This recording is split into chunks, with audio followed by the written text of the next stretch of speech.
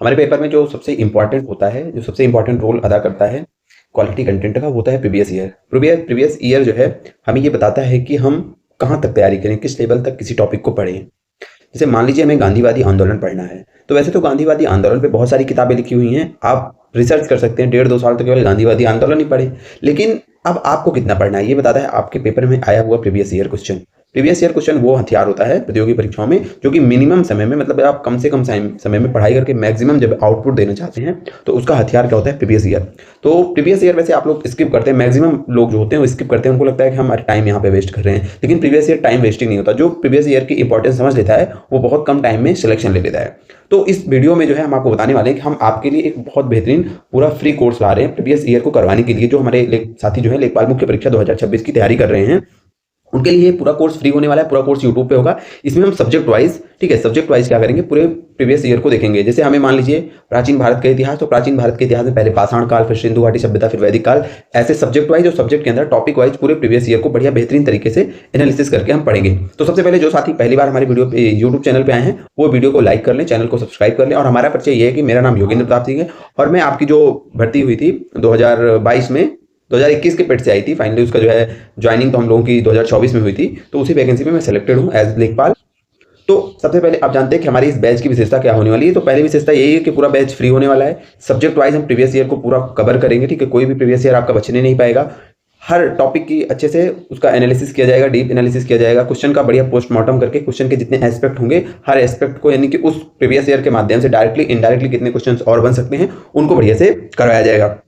और अगर आप इतने प्रीवियस ईयर क्वेश्चंस को कर लेते हैं तो आप विश्वास करिए बहुत सारे क्वेश्चन आपको डायरेक्टली इनडायरेक्टली यहीं से देखने को मिलेंगे। अब ये बैच है किसके लिए, क्या जो आप लोग अपने अपने माध्यम से तो पढ़ाई कर ही रहे हैं, तो ये बैच उन दोनों साथियों के लिए है जो कि अभी कम से कम समय में मैक्सिमम चीज़ों को पढ़ना चाहते हैं, जो कि अब 2 महीने में उनको नहीं समझ में आ रहा है क्या पढ़ें। तो आप विश्वास करिए इससे ज़्यादा प्रोडक्टिव चीज़ आज के लिए कुछ नहीं हो सकती कि प्रीवियस ईयर। और जो पहले से पढ़ चुके हैं, जिनको रिवीजन नहीं समझ में आ रहा है, तो रिवीजन, जिनको रिवीजन करना है या जिनको अभी भी अपनी हाई यील्ड प्रिपरेशन जो है करनी है, उन दोनों साथियों के लिए ये प्रीवियस ईयर का जो हमारा बैच है ये उनके लिए सुविधाजनक होने वाला है। और इसकी जो सबसे इंपॉर्टेंट बात यही है कि पूरा का पूरा कोर्स फ्री है। पेपर तक पूरे प्रीवियस ईयर आपका हम अभी स्टार्ट कर रहे हैं, कंप्यूटर से कंप्यूटर पढ़ाएंगे, यूपी स्पेशल होगा, हमारा ग्रामीण विकास होगा, हिस्ट्री होगी, पॉलिटी होगी, ज्योग्राफी होगी, सारे के सारे सब्जेक्ट होंगे। प्रीवियस ईयर में एक क्वेश्चन छूटने नहीं पाएगा, सब कुछ बढ़िया बेहतरीन तरीके से कराया जाएगा।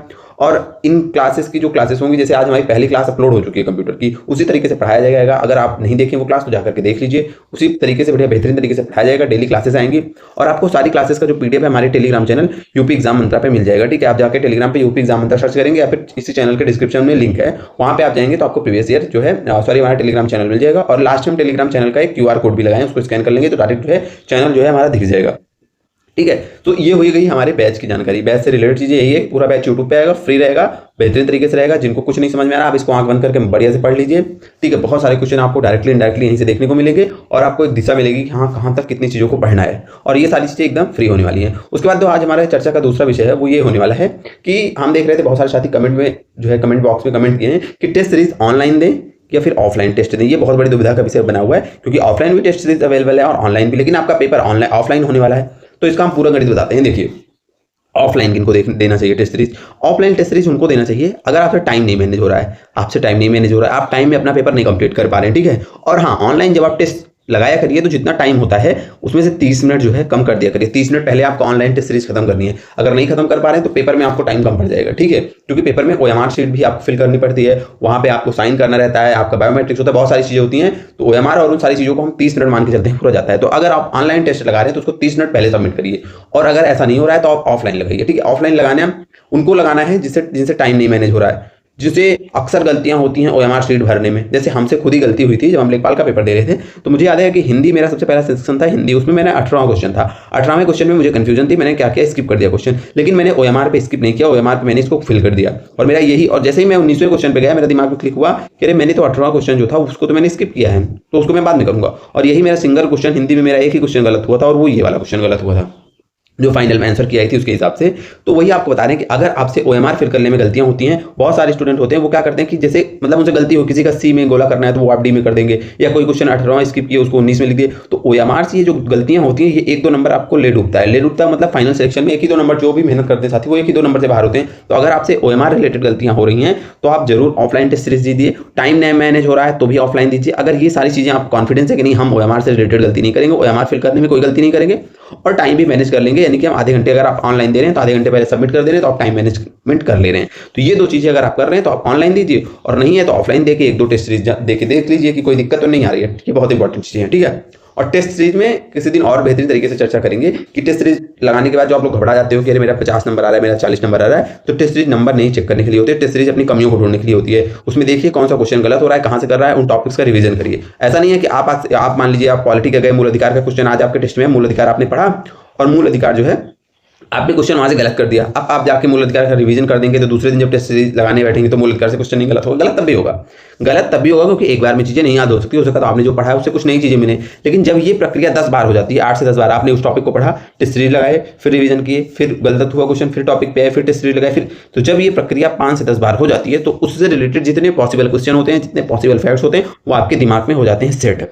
टेस्ट सीरीज का ये काम होता है। ऐसा नहीं है कि आपको कोई जो है मंत्र दे देगा कि आज आपका 30 नंबर 40 नंबर आ रहा है, अचानक से कल 50-60 नंबर बढ़ जाएगा। नहीं, वो एक प्रक्रिया होती है। आप धीरे धीरे जो है चीज़ों को करेंगे, रिवीजन करेंगे, टेस्ट लगाएंगे, रिवीजन करेंगे, टेस्ट लगाएंगे, मल्टीपल टाइम जब आप एक ही कंटेंट को पढ़ेंगे। हाँ, टेस्ट सीरीज में देख के अगर आप अपने कंटेंट ना बदला करिए, आपका नंबर 50 नंबर आ रहा है, अब आप अपना जिस कंटेंट से पढ़ रहे हैं उसको स्किप करके किसी और से पढ़े, नहीं, उसी कंटेंट को मल्टीपल टाइम पढ़ना है। हर कंटेंट बेहतर होता है, ठीक है। तो कंटेंट तो पहली बात आप लोग बिल्कुल ना भटकिए, कोई भी जो अच्छी चीजें हैं उसको पढ़िए। ये है हमारे टेलीग्राम चैनल का लिंक। और दूसरी जो सबसे इंपॉर्टेंट चीजें हैं, देखिए हम देख रहे हैं काफी आजकल जो है हम मतलब ठीक है वो अलग बात है, जैसे आजकल एक टारगेट का हो गया कि हम आपको टारगेट दे रहे हैं, आप पढ़ाई करिए, ठीक है, अच्छी बात है, टारगेट से पढ़ाई करिए। लेकिन एक बात ध्यान दीजिए, जब कोई और आपको टारगेट देता है, जब कोई और टारगेट देता है तो उस टारगेट पे आप 100% अपना नहीं दे सकते। कैसे?